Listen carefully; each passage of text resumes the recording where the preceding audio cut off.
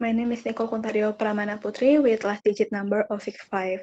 So for the background, the growth plate or fascia is the site of longitudinal growth of bone, which is the long bone's cartilaginous portion. This growth plate consists of suspended chronocytes in a collagen matrix, which undergo stages of maturation until they finally die. After the chondrocytes die, they will be replaced by osteoclast, osteoblast, and lamellar bone. The growth plate is exists in children, and where it is closed and doesn't create bone anymore, the children will be done growing.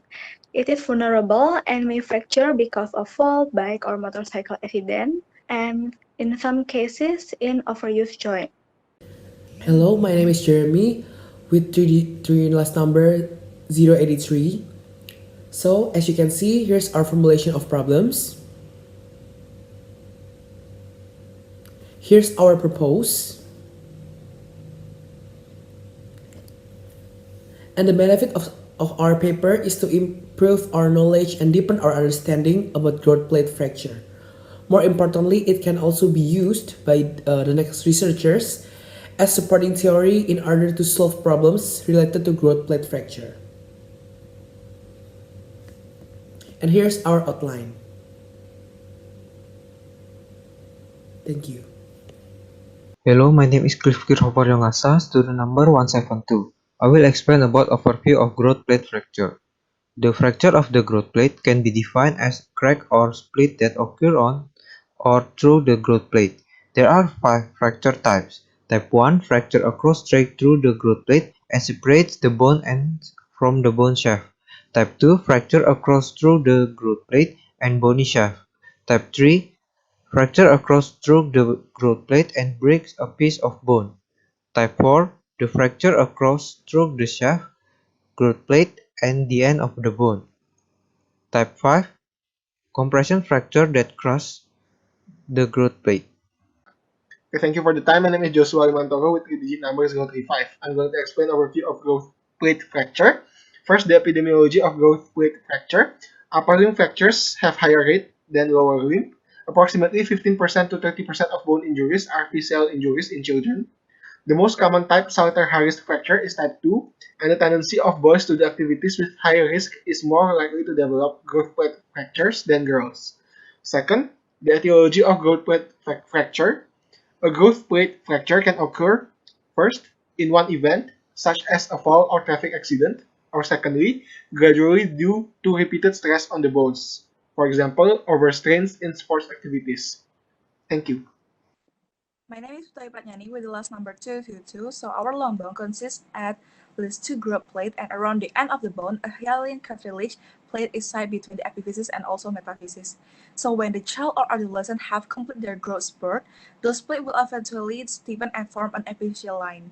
Growth plate fracture tend to occur through the zone of provisional calcification, or they may cross several zones depending on the type of injury or the external force, but also commonly affect hypertrophic or maturing cells. My name is Jonathan Edmond with student number 137.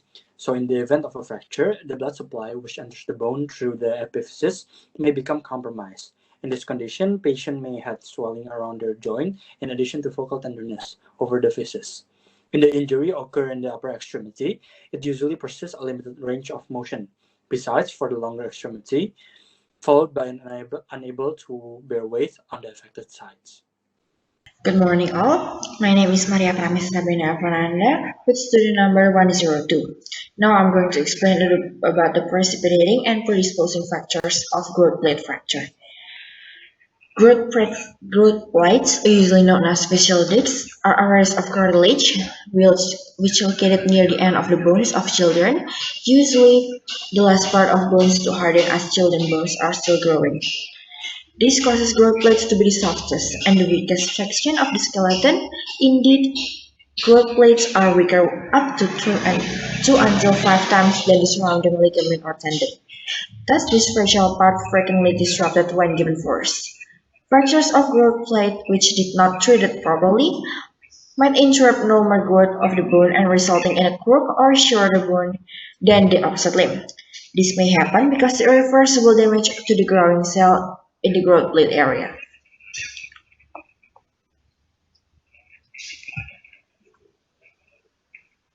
There are quite a few factors that could lead to growth plate fractures. Some of it usually in the form of excess pressure that exceed the pressure threshold of the growth plates part caused by falling or a blow to the limb which might occur in a traffic accident.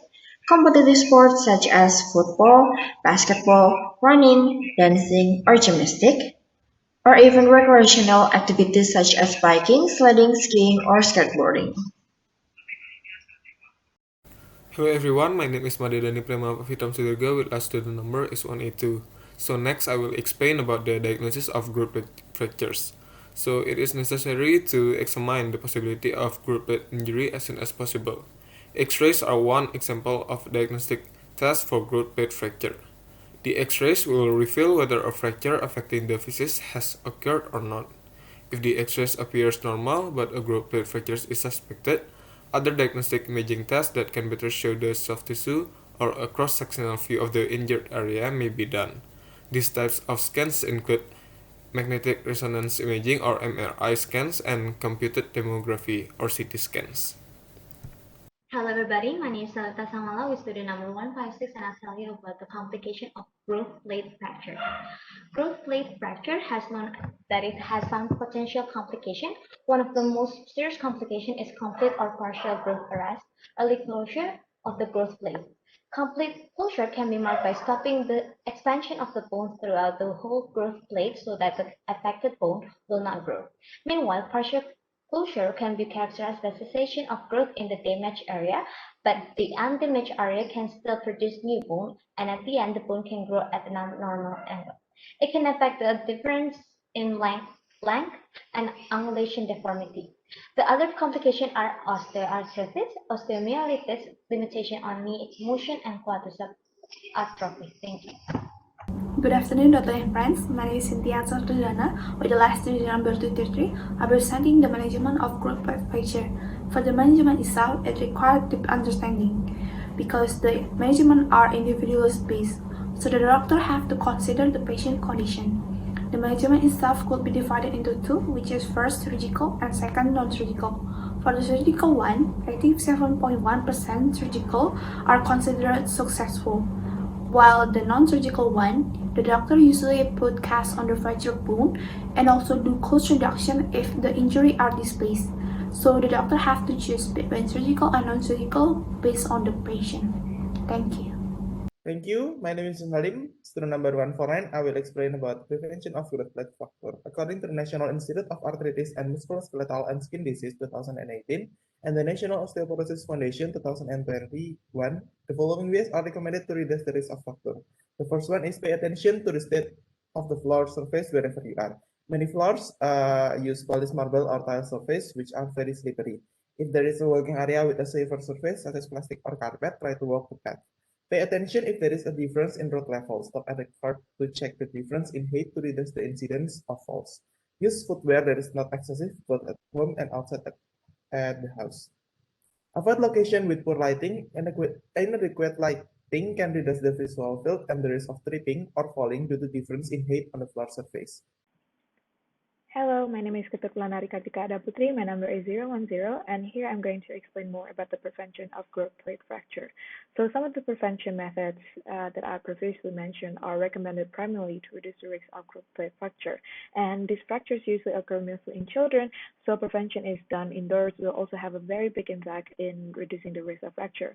So this little thing can start with first, to not place items with too high of a reach, to not let cables run messy on the floor. Third is to use non-soap rubber mats in the shower or tub. And lastly is to clean up spilled liquid as soon as possible. Thank you. Okay, thank you. My name is Krishna Yapson with the student number is 118. So the conclusion, fracture in growth plate can be defined as crack or split that occur through the growth plate. That is also called a Salter-Harris fracture in children. Clinical feature will show swelling around the joint and tenderness over the physis.